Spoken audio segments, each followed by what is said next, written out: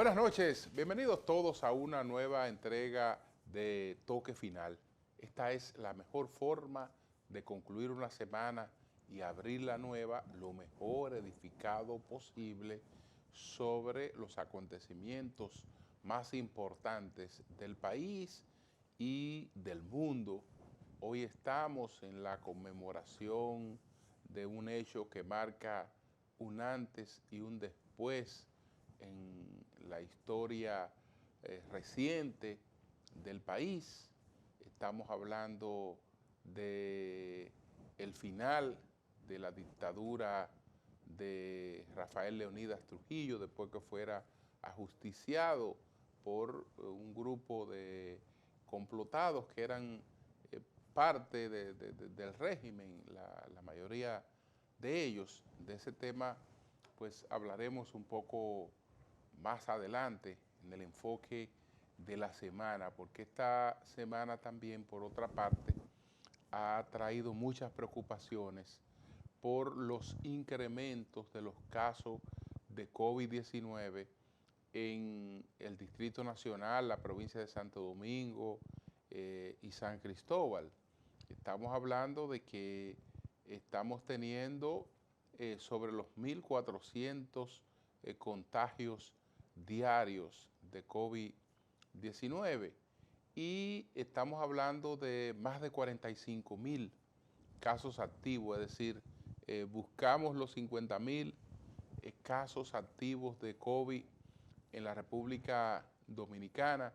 El gobierno tomó algunas medidas como reducir el horario para la actividad económica, que los negocios pues tienen que cerrar, a las 9 de la noche, antes, bueno, a las 8 de la noche tienen que cerrar los negocios de lunes a viernes.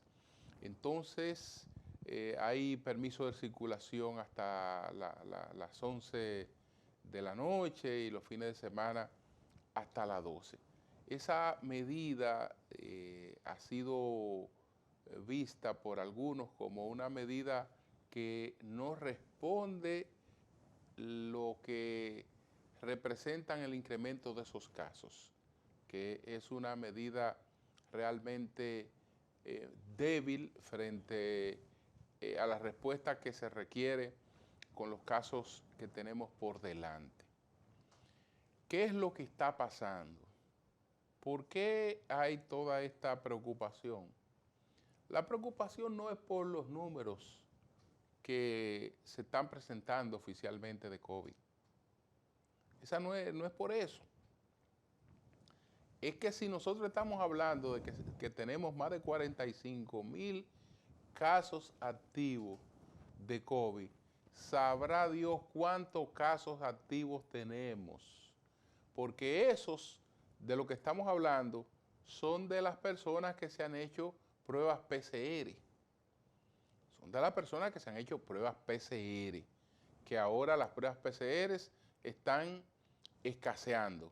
Ahora hay que hacer filas de nuevo en laboratorios públicos para hacerse las pruebas PCR. Y las pruebas PCR para el público en general están reducidas a una cubierta por el plan básico de salud. Cualquier otra tiene que pagarla a la persona, y con lo que cuesta una PCR, pues mucha gente prefiere no hacérsela. Entonces, señores, cuando en un país como este se habla de 45.000 casos activos de COVID, usted puede multiplicar eso por 3 y se queda corto. Mucha gente entonces lo que hace es que no sabe que tiene el COVID, cree que tiene una gripe o cree que lo puede resolver automedicándose. Me voy a tomar lo mismo que tomó otra persona, que le dieron a otra persona que tenía COVID. Resuelvo este problema, porque la gente desde luego le tiene terror a los hospitales y a hospitalizarse con la situación del COVID, y además los hospitales están, por lo menos en el Distrito Nacional, donde están los principales hospitales del país, están repletos. En el Gran Santo Domingo los hospitales no tienen camas disponibles para pacientes con COVID. Las clínicas privadas deshabilitaron una parte de las camas y no creo que estén muy estimuladas a volver de nuevo pues a instalarla. Entonces, lo único que nosotros podemos hacer y tenemos que hacer todos es tratar de que esto sea lo más grave que se haya visto. Que la situación que tenemos ahora no se torne mucho más grave, porque podrían irse las cosas de la mano en un momento en el que estamos mejor que al principio de la pandemia, porque tenemos una vacuna y esa vacuna está disponible para todo el que quiera inocularse. Los centros de vacunaciones están esperando personas y las personas que van saben que eso fluye con bastante organización y con rapidez.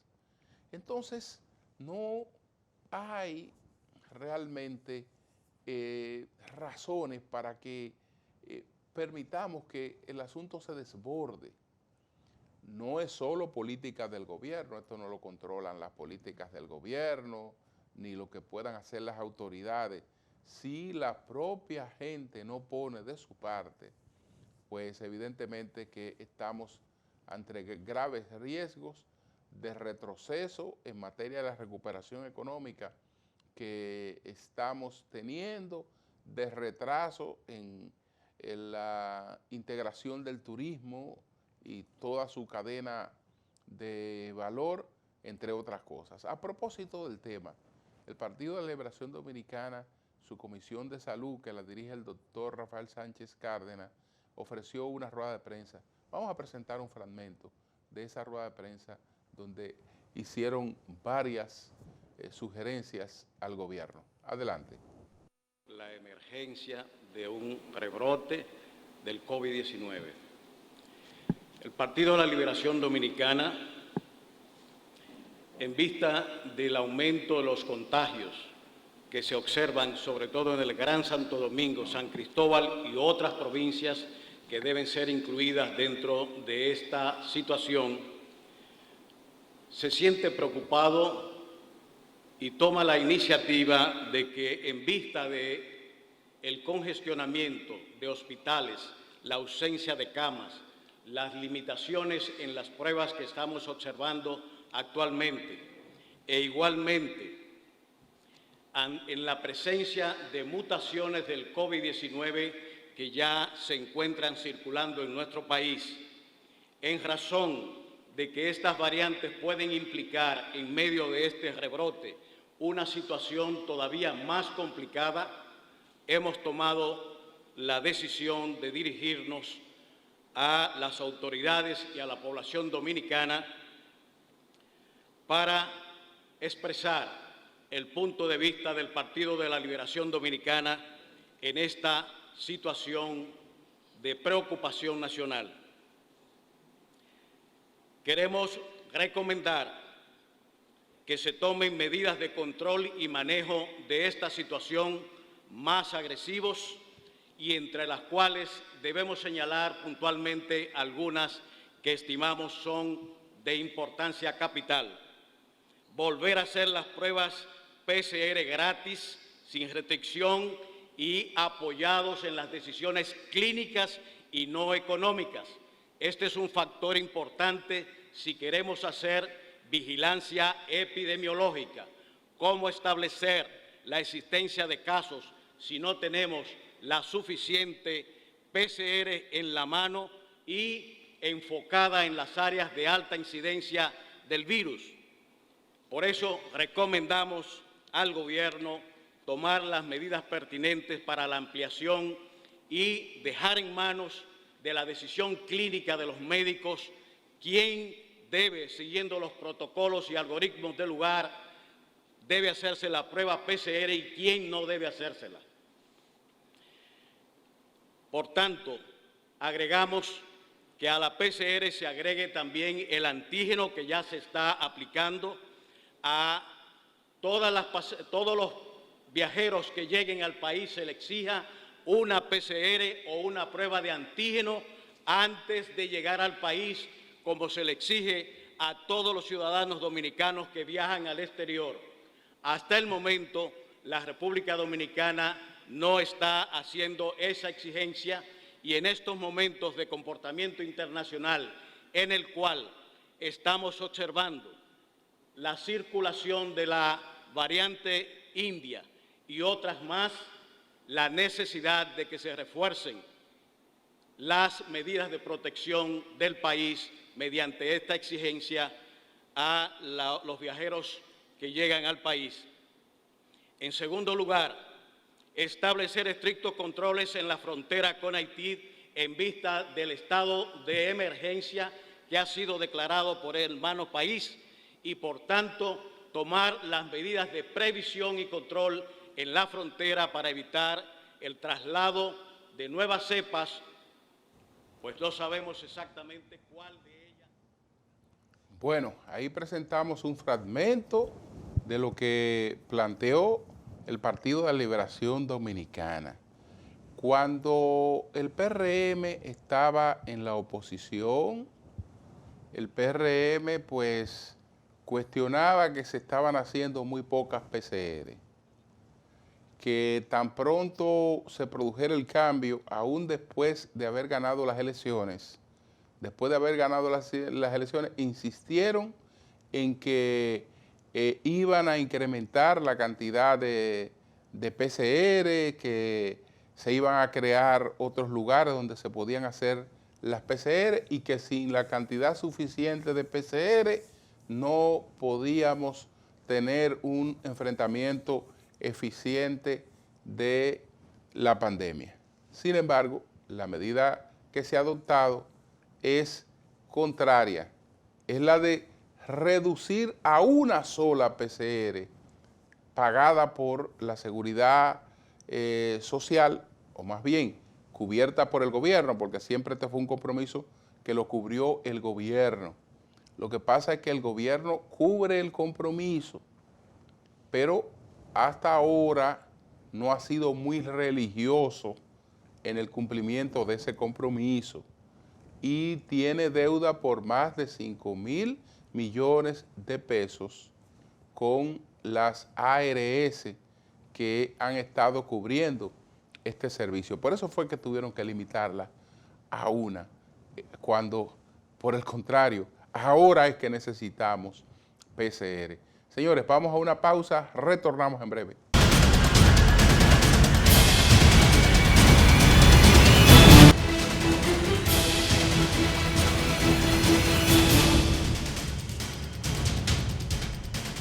Como lo veremos en los 10 temas más impactantes de esta semana, hubo otra preocupación muy importante, la que tiene que ver con el sabotaje que se produjo para apagar las luces de aterrizaje del Aeropuerto Internacional de las Américas. Estamos hablando de una situación que provocó el desvío de unos 15 vuelos, lo que estamos hablando de un costo económico bastante alto, pero lo que es peor, estamos hablando de poner en riesgo la vida de las personas que pudieron haber estado involucrada en un aterrizaje forzoso, porque las aeronaves vienen ya planificadas para un aterrizaje en las Américas, no necesariamente con una disponibilidad de combustible para ir a aterrizar a otro lugar. Y cualquier cosa pudo haber ocurrido. Entonces, ya en el aeropuerto se venían dando una serie de situaciones que se robaron parte de la protección de la valla que protege el entorno del aeropuerto, que las cámaras que deben estar ahí en vigilia 24/7 estaban dañadas, que hace poco un caballero extranjero en estado de embriaguez penetró con su vehículo hasta la pista de aterrizaje y ahora nada más y nada menos que puede efectuarse un boicot, un sabotaje tan peligroso como ese. Las autoridades han estado pues sin una respuesta precisa frente a ese tema, dando versiones distintas sobre lo acontecido y dejando una inmensa sensación de inseguridad. Vamos a ver, señores, cuáles fueron los 10 temas más importantes de esta semana. Adelante.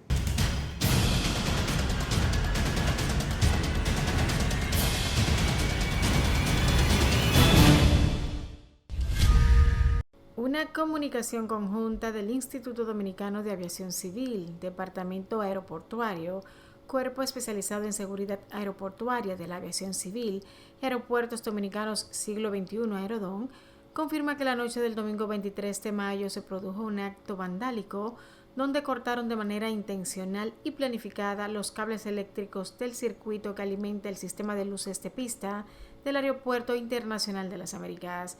El corte de los cables que alimentan las luces de las pistas del AILA afectó 15 vuelos de las diferentes aerolíneas, de los cuales 8 fueron reprogramados, 4 desviados y 3 cancelados. El comunicado sostiene que el evento está siendo investigado por las autoridades competentes, quienes trabajan para determinar los autores intelectuales y materiales de este grave hecho, los que oportunamente serán sometidos a la justicia para que reciban todo el peso de la ley. El sabotaje ocurrido en el aeropuerto coincidió con lo que pasó en el teleférico de Puerto Plata, que sufrió una avería la tarde del pasado domingo con 32 personas a bordo. Tras el desperfecto que afectó las 2 cabinas con 32 pasajeros dentro y que se quedaron colgados por más de 15 horas, el teleférico de Puerto Plata permanecerá fuera de servicio hasta que sea corregida la falla. Se confirmó que la avería ocurrió en una de las poleas que permiten alar las cabinas. Entre los afectados se encontraban 6 turistas puertorriqueños y el resto eran visitantes dominicanos, mientras la Corporación de Acueducto y Alcantarillado de La Vega, Coravega, informó el cierre del acueducto de La Vega por una avería en la tubería principal provocada por desaprensivos. Esta tubería principal va desde la obra de toma hasta la planta de tratamiento, por lo que prácticamente el municipio completo quedó sin agua. El cierre de esta planta se suma a una serie de eventos ocurridos el pasado fin de semana en el país. El Gran Santo Domingo y San Cristóbal no iniciaron la docencia semipresencial por la alta tasa de positividad de COVID-19 que se registra actualmente, pero las demás 29 provincias del país fueron llamadas por el Ministerio de Educación a integrarse a las aulas. Los colegios privados podrán iniciar las clases semipresenciales en el Gran Santo Domingo y San Cristóbal, dado que la población estudiantil del sector privado en estos territorios es relativamente pequeña. El ministro de Educación, Roberto Fulcar, indicó que la convocatoria está dirigida a los estudiantes del nivel inicial, ambos ciclos del nivel primario, la modalidad de educación de adultos y el 6º año de secundaria en las modalidades de técnico profesional y artes. Sin embargo, 100 de 158 seccionales de la Asociación Dominicana de Profesores anunciaron que no se reintegrarán a las aulas ante el rebrote de la pandemia y la falta de condiciones en la infraestructura física de las escuelas. El gobierno anunció nuevas medidas para controlar el rebrote de COVID-19 que afecta el Gran Santo Domingo. El nuevo toque de queda que dispuso el gobierno para la provincia de Santo Domingo y el Distrito Nacional por la alta tasa de contagios del COVID-19 será solo por 2 semanas, anunció el presidente de la República, Luis Abinader. El nuevo horario de restricción comienza a las 8 de la noche hasta las 5 de la mañana, con una gracia de 3 horas para poder transitar. En el resto del país, la medida vigente contempla toque de queda de lunes a viernes, desde las 10 de la noche hasta las 5 de la madrugada. El decreto también establece que los espacios públicos y privados de uso público podrán recibir hasta el 50% de su capacidad total y se prohíbe vender bebidas alcohólicas en espacios públicos y privados de uso público a partir de las 5 de la tarde. Desde su entrada a la República Dominicana, ningún sector o estrato social ha estado libre del COVID-19, el virus que se ha propagado por todos sus puntos cardinales y ha matado hasta ahora a 3.610 personas. Y de manera similar al mes de julio del 2020, cuando una segunda ola que provocó muertes y contagios en el sector político tras la fiebre de la campaña electoral, este nuevo rebrote ha tocado parte de los funcionarios del gobierno. Antoliano Peralta, consultor jurídico del Poder Ejecutivo, Nelson Arroyo, director del Instituto Dominicano de las Telecomunicaciones Indotel, y Jean Luis Rodríguez, director ejecutivo de la Autoridad Portuaria Dominicana, confirmaron estar positivos al virus con síntomas leves. También Alejandro Fernández, superintendente de bancos, narró la odisea que ha pasado por los síntomas del virus. De igual forma, la Cámara de Diputados ha experimentado un brote extraordinario de contagios de la pandemia de la COVID-19, con la infección de 13 legisladores y más de 60 empleados de ese hemiciclo.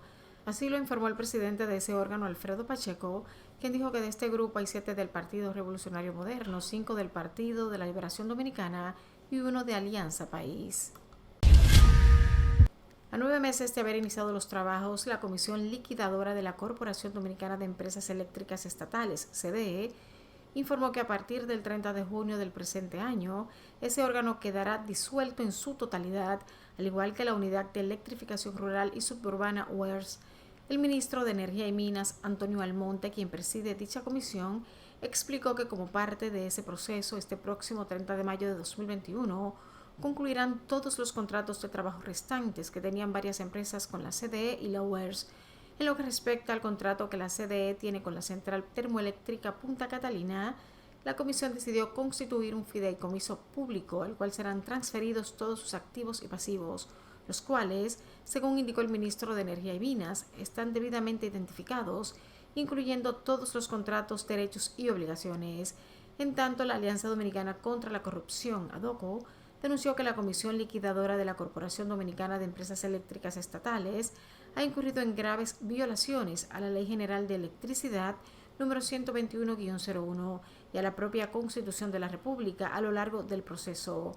Julio César de la Rosa Tiburcio, presidente de ADOCO, manifestó que luego del anuncio con el que la institución estaba de acuerdo por las motivaciones de la disposición presidencial que procuraba la reforma estructural del sector eléctrico y su fortalecimiento institucional, entendían que se respetarían las disposiciones legales que permitan una transición transparente y donde no se ve afectado el patrimonio público como se ha producido.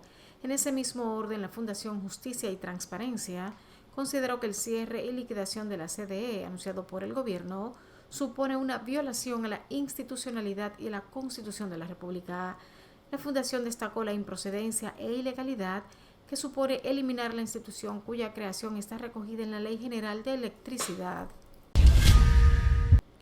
El nuevo administrador de la Lotería Nacional, Teófilo Kiko Tabar, informó que en los salones de esa institución y en su nombre se realizan 13 o 14 sorteos semanales que no les son propios, en los que se juegan cientos y cientos de millones de pesos diariamente, que oficialmente no les incumben a la Lotería Nacional. Kiko Tabar explicó que de los cientos de millones de pesos que hay en juego diariamente y que reciben tanto las bancas de apuestas como los jugadores por sus premios, la institución no maneja ese dinero como mucha gente pudiera entender. Tabar también resaltó su preocupación en cuanto a la cantidad de bancas ilegales o no reglamentadas, cuya cantidad dobla el monto de las 30.370 bancas privadas legales. Refiere que según fuentes con conocimiento, estas bancas no regularizadas pueden llegar a 100.000. Por otra parte, expresó que nadie que tenga intereses en el negocio de las bancas podrá laborar en la Lotería Nacional mientras él esté al frente de esa institución. Absolutamente nadie, porque eso permite y fomenta la confusión, arrastra la permisividad y provoca conflictos de intereses que al final perjudican a la institución y a todo el sector. El Ministerio Público solicitó a la Oficina Judicial de Servicios de Atención Permanente del Distrito Nacional imponer prisión preventiva y declarar complejo el caso contra el abogado Johnny Portorreal Reyes, acusado de estafar a más de 280 miembros de la familia Rosario que reclaman una supuesta herencia. Las autoridades pidieron también prisión preventiva contra Miguel de Olio Monterio, Hilario Amparo y Miguelina Gómez Santana. Para finales del año 2020, alrededor de 300 personas de apellido Rosario se habían presentado ante la Fiscalía de la capital dominicana para querellarse en contra del abogado Johnny Portorreal. Según la Fiscalía del Distrito, los imputados dijeron a las víctimas que el dinero había sido transferido al Banco de Reservas de la República Dominicana desde las entidades financieras Santander de España y Banco Zurich de Suiza. El abogado les habría cobrado distintos montos para supuestamente reclamar en su nombre una herencia por valor de 13.000 millones de euros. Inosca Brito Montero, acusada de enviar unas 30 cajas de brownies con marihuana al campamento de mujeres a favor de las 3 causales, declaró que los envió para llamar la atención de la sociedad o el gobierno. Indicó que uno de sus propósitos era crear una controversia que pusiera el foco del campamento en la opinión pública, que de alguna manera se reflejara de manera masiva lo que estaba pasando ahí. Brito Montero dijo además que se le ocurrió enviar unos postres hechos con marihuana, sabiendo que no era una sustancia tóxica ni dañina y que entendía que no le haría daño a nadie. Asimismo, se declaró como simpatizante del movimiento y dijo que había asistido por lo menos 3 veces al campamento. Una jueza le dictó como medida de coerción el pasado miércoles una fianza de 500,000 pesos, presentación periódica e impedimento de salida del país. República Dominicana conmemoró el 60 aniversario del ajusticiamiento del tirano Rafael Leónidas Trujillo, ocurrido el 30 de mayo de 1961. El presidente Luis Abinader emitió un decreto en el cual declaró el 30 de mayo Día de la Libertad. Con ello se rinde homenaje a la resistencia nacional y a las víctimas de asesinatos, desapariciones, torturas y abusos ejecutados, así como los desmanes cometidos contra el patrimonio del Estado Dominicano durante los 31 años del gobierno dictatorial. El ajusticiamiento de Rafael Leónidas Trujillo fue la coronación de una conspiración tramada en el seno de varias de las más influyentes familias dominicanas, hartas de los excesos del régimen del tirano. Se produjo en la avenida George Washington cuando el generalísimo, como también se le llamaba, se dirigía a su casa en San Cristóbal. En dicha vía fue sorprendido por un complot cuyos integrantes eran Salvador Estrellas Adalá, Antonio Inver Barreras, Antonio de la Maza, Huáscar Tejeda, el teniente Amado García Guerrero, Roberto Pastoriza y Pedro Livio Cedeño. Los antes mencionados alcanzaron el vehículo en que viajaba Trujillo y lo tirotearon, logrando terminar con la vida del tirano. Pero su plan no fue del todo perfecto, porque después que se diera a conocer la noticia de que éste estaba muerto, los agentes del Servicio de Inteligencia Militar SIN se lanzaron a buscar pistas y encontraron a muchos de los integrantes del complot. Trujillo es considerado uno de los dictadores más implacables de América Latina, quien gobernó por más de 30 años al país con una violenta represión y dejó miles de muertos y desaparecidos, los cuales se calculan en unos 50,000. Con la muerte de Rafael Leónidas Trujillo, se puso fin a una de las dictaduras más siniestras del siglo XX. Finalmente, el empresario, banquero y político de centro derecha Guillermo Lasso juró el pasado lunes como nuevo presidente de Ecuador para los próximos 4 años, en una ceremonia efectuada en la Asamblea Nacional, a la que asistieron altas autoridades de varios países. Dentro de su juramentación abogó por acabar con la división y hostigamiento político y el culto al caudillismo de las etapas anteriores, haciendo referencia al periodo presidencial de Rafael Correa. Recordemos que Lasso venció al candidato del correísmo en segunda vuelta, tras obtener el 52% de los votos. Prometió un Estado capaz de vencer a la COVID-19, que ha provocado un aumento del 13% de la pobreza extrema, y para ello se encargará de distribuir 9 millones de dosis en los primeros 100 días de su gobierno. Su gobernabilidad estará condicionada por el poder legislativo, ya que el partido oficialista CREO obtuvo solo 12 escaños de los 137 que componen el Parlamento. Esto quiere decir que tendrá que promover una cultura de pacto dentro de la Cámara Parlamentaria para poder contar con el visto bueno de la Asamblea Nacional y para construir una legislación a favor de su propia gestión. A esta ceremonia asistieron mandatarios extranjeros y delegaciones diplomáticas como el rey de España, Felipe VI, el presidente de República Dominicana, Luis Abinader, el mandatario de Haití, Jovenel Moïse, el presidente de Brasil, Jair Bolsonaro, el vicepresidente de Paraguay, Hugo Velázquez, la embajadora de Estados Unidos para la ONU, Linda Thomas-Greenfield, el líder opositor venezolano, Leopoldo López, entre otros.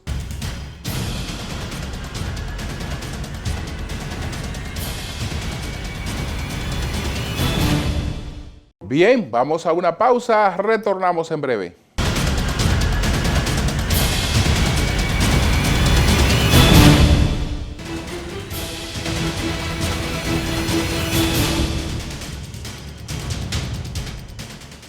Los 30 años de la dictadura que concluyó un día como hoy, hace 60 años, con el ajusticiamiento del tirano Rafael Leónidas Trujillo, han dejado marcada para siempre, pues, a la sociedad dominicana.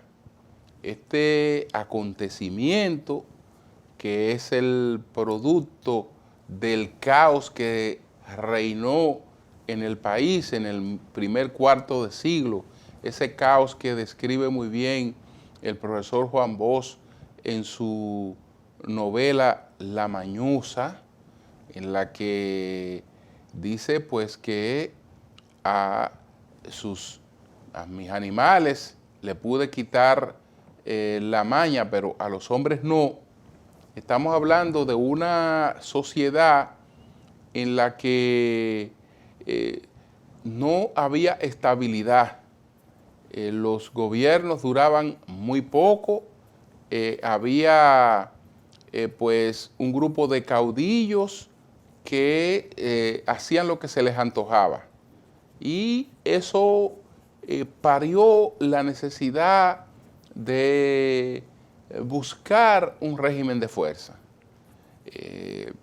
Después entonces que se produce también una gran crisis económica, como fue la crisis de 1929, en la que los principales productos de exportación que alimentaban la economía dominicana, pues colapsan. Eso arrastró definitivamente al fracaso, pues el régimen democrático que encabezaba el presidente Horacio Vázquez, que también había tenido un conflicto con una prolongación en base a una interpretación constitucional de su mandato presidencial, pero el elemento realmente que derriba a Horacio Vázquez es la crisis que se desata con la Gran Depresión del año de 1929. Esos dos elementos fundamentalmente, el caos en primer lugar, el caos y después la situación económica, pues son los que alumbran la dictadura de Trujillo.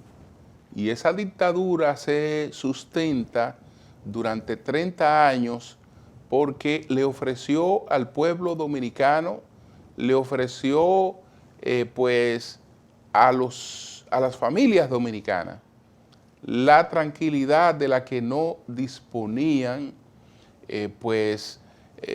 para crear cierta base de sustentación económica.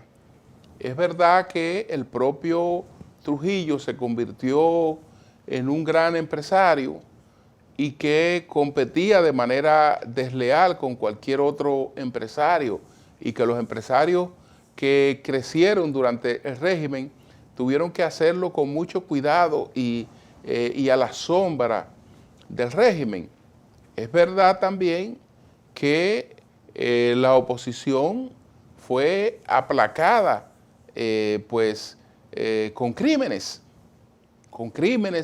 tan atroces como el crimen que marcó el final de la dictadura, que fue el asesinato de las hermanas Mirabal, pero se habían cometido otros asesinatos políticos, como el doctor Marrero Aristi, por ejemplo, que había sido un servidor del régimen, pero parece que entró en desgracia.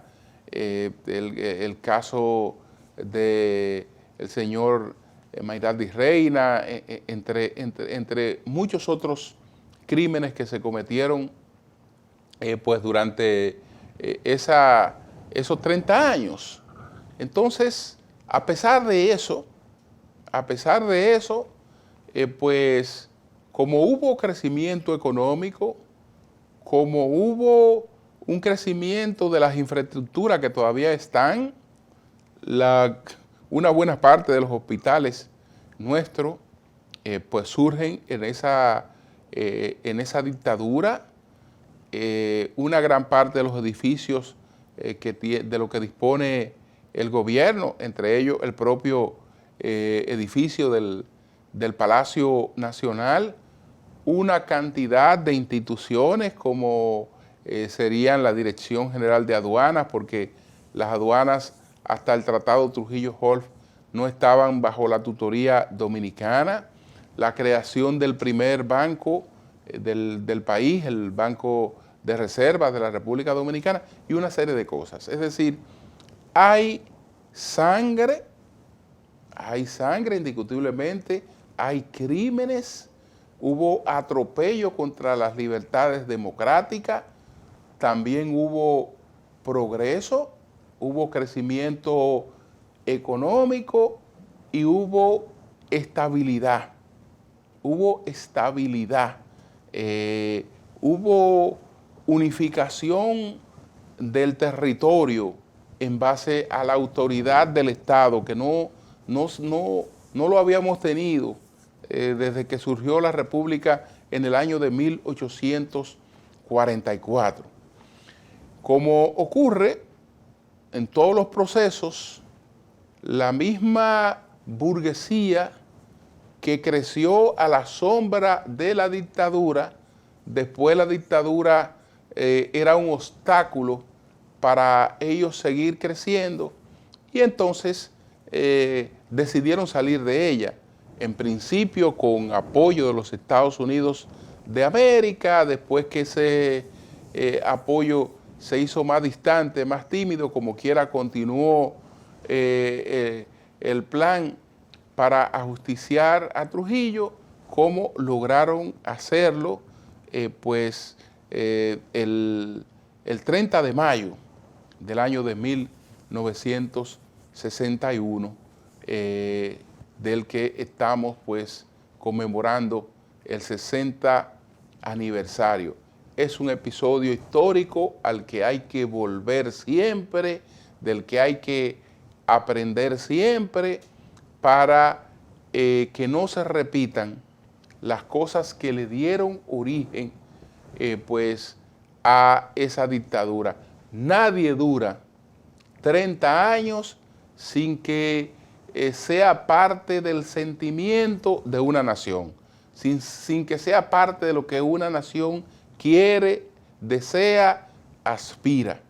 Entonces hay que fortalecer la democracia para que nadie le aspire un régimen de fuerza para ver parte de sus satisfacciones, de las cosas en las que cree, pues materializada desde la autoridad del Estado.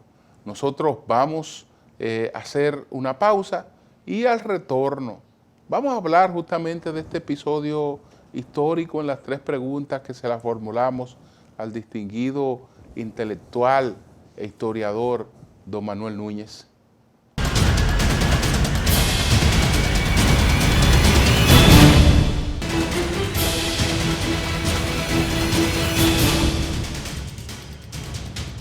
Bien, señores, vamos inmediatamente con las 3 preguntas.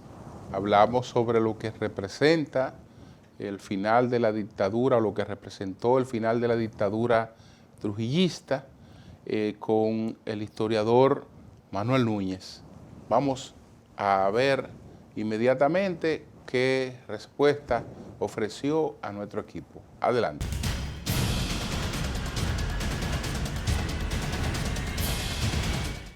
¿Qué factores originaron la dictadura de Trujillo y por qué su larga duración de 30 años? Bien, yo pienso que los factores que originaron esa dictadura están relacionados con la situación mundial en ese momento. En los años 30 el mundo entero casi vivía bajo dictaduras. Había una dictadura en Europa, había dictaduras en América, y realmente Trujillo es parte de ese fenómeno de emergencia de dictadores en todo el continente. En España, tras la guerra civil, se implantó la dictadura de Franco.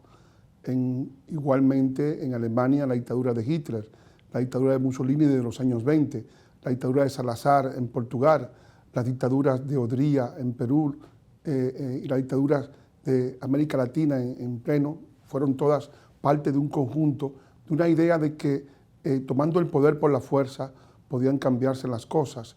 Esas dictaduras continuaron después, en la década de los 60, con la emergencia de las dictaduras de izquierda que han continuado hasta el día de hoy. Tomando en cuenta que el primer gobierno escogido en elecciones democráticas fue derrocado y que la sociedad después se sumió en un caos que llevó a una revuelta civil y a una segunda intervención militar estadounidense, significa que hasta finales de los 70 el país no tenía madurez para la democracia plena. Yo creo que el país tenía la madurez para la democracia. Realmente lo que ocurrió fue que se interrumpió el orden constitucional y la República entró en una etapa de caos y de desconocimiento tras el gobierno del triunvirato, que fue un gobierno ilegal que se desacreditó muy rápidamente, que perdió el apoyo público y eso hizo que se dividiera en un sector militar en la República Dominicana y esa división de los militares ocasionó el surgimiento del fenómeno de abril de 65, en el cual el país quedó prácticamente sin gobierno e intervenido por fuerzas extranjeras. Eso fue producto del desconocimiento del gobierno democrático de Juan Bosch. Se creía que la etapa de las dictaduras había sido superada en América Latina, surgió el chavismo y ahora el temor de que Nayib Bukele se apoye en su popularidad para establecer un régimen dictatorial en El Salvador. En pleno siglo XXI, ¿hay espacio para nuevas tiranías? Yo creo que todavía están vivos los fenómenos del neomarxismo que ha resucitado tras en los años 90, cuando se creó el Foro de Sao Paulo y posteriormente el Grupo de Puebla. Ambos grupos intentan establecer la toma del poder por medios democráticos para luego establecer dictaduras con el respaldo de los congresos que son transformados por el cambio de las constituciones. Eso hizo Chávez, eso hizo Evo Morales, eso hizo Correa, eso hizo el de Nicaragua Ortega, y eso quiere hacer ahora Bukele. Es decir, es un fenómeno de neopopulismo amparado directamente en la idea de un socialismo del siglo XXI que recoge todas las reivindicaciones que estaban vigentes en los años 60 con Cuba y con los países que asumieron ese compromiso con cambiar el rumbo de la historia a partir de un cambio de sistema, es decir, de una reforma del capitalismo o de un cambio del capitalismo por el socialismo, como se especulaba en aquel momento. Se sabe ya que el sistema socialista ha fracasado en el mundo entero. Fracasó en Europa con la caída en el año 89, con la caída del muro de Berlín y con la caída de todas las sociedades que estaban dominadas bajo el socialismo real. Pero en América ha renacido nuevamente con estas ideologías y yo pienso que es un experimento que le va a costar muy caro al continente, le está costando ya muy caro con lo que está ocurriendo en Venezuela. Han emigrado más de 5 millones de venezolanos y también se le va a costar muy caro con lo que está ocurriendo en Nicaragua. Pienso que va a ser negativo en términos generales.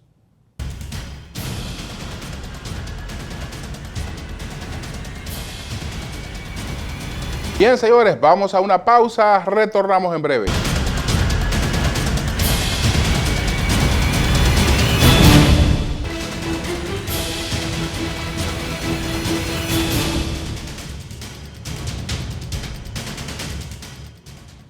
Bueno, yo creo que hay que apoyar en todas las provincias donde se ha puesto en práctica el regreso a las aulas, que es un regreso pues voluntario, que es un regreso proporcional. Parece contradictorio que ocurriera coincidiendo con un incremento de los casos de COVID, pero nadie esperaba un incremento de los casos de COVID y creemos que ese incremento, si las autoridades se lo proponen, ese incremento puede reducirse. Estando la provincia de Santo Domingo el Gran Santo Domingo y San Cristóbal, entre los lugares donde está el 77% del incremento de estos casos de COVID, en esos lugares no se abrió la semipresencialidad, pero se hizo en otros lugares del país. Señores, la gente como quiera está desarrollando una serie de actividades. Entonces, yo creo que si se respetan los protocolos, la escuela, lejos de tenerla aislada del combate al COVID, hay que incorporarla al combate al COVID. Tenemos, por ejemplo, el contraste de lo que ocurre, por ejemplo, en el Gran Santo Domingo. Los colegios ya se reintegraron, pues se le ha permitido reintegrarse, no así a las escuelas públicas. Los profesores estaban opuestos y ahora con razón, porque lo estaban antes, pero después de este incremento de COVID, eso reforzó su posición de no reintegrarse a las aulas. Total, los profesores no necesitan reintegrarse a las aulas. Los profesores no necesitan reintegrarse a las aulas. Un profesor reintegrado a las aulas pierde, porque ese profesor en su casa, tranquilo, haciendo cualquier cosa, está cobrando su sueldo. Está cobrando su sueldo sin tener que dedicarse a dar docencia. Entonces, los profesores nunca van a tener un interés fundamental, una gran iniciativa, un gran entusiasmo por propiciar una apertura de la docencia, por lo menos lo del sector público, y si tiene justificación, mucho más. Pero yo creo que no estamos peor con la posibilidad de la semipresencialidad. El esfuerzo que se hizo para la educación a distancia fue un esfuerzo, pero no es verdad que eso sustituye todo lo que se puede lograr con la presencialidad. Y si la presencialidad de por sí también era precaria, usted se imagina cuál será la situación que tendrá la educación en estos momentos.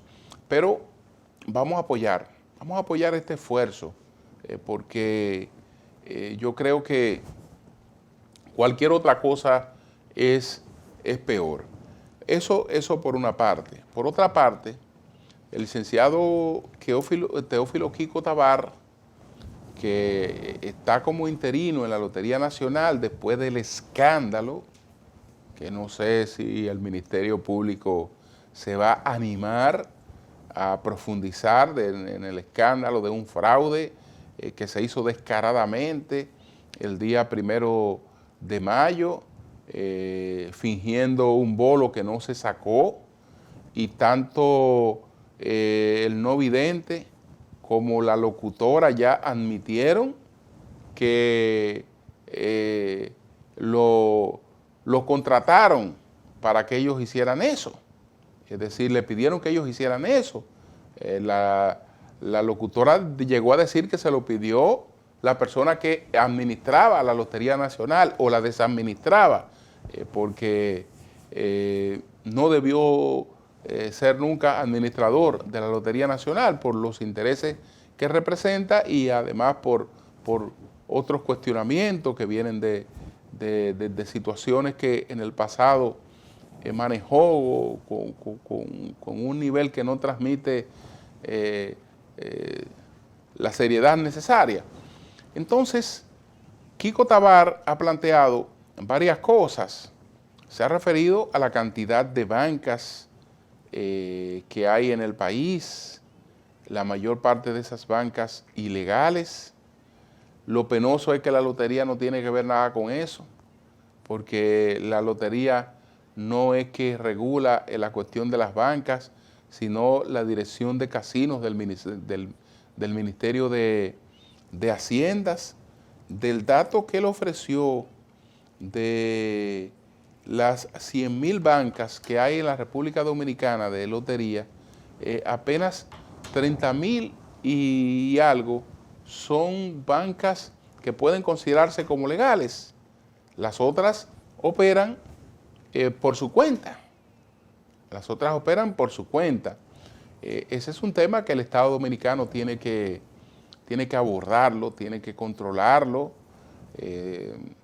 Decir que bueno, que no se juegue, que el azar, que es esto, eso vale de poco, porque eso es parte de la cultura y parte de las esperanzas de la que viven muchas personas. Pero eso hay que regularlo. Eso hay que regularlo. Y desde luego, el Estado tiene que ser un beneficiario de eso. El Estado tiene que ser un beneficiario importante de eso. Plantear, por ejemplo, que la lotería organiza 14 sorteos en lo que la lotería no tiene ningún beneficio, eso es absurdo. O que el Estado no tiene ningún beneficio, eso es absurdo. Todas estas cosas habrá que revisarlas y redefinir entonces el rol de la Lotería Nacional, y yo creo que Kiko Tabar puede iluminar ese camino con la eficiencia que le es reconocida, y desde luego la honestidad que nadie ha puesto en juego en las funciones públicas que él ha desempeñado.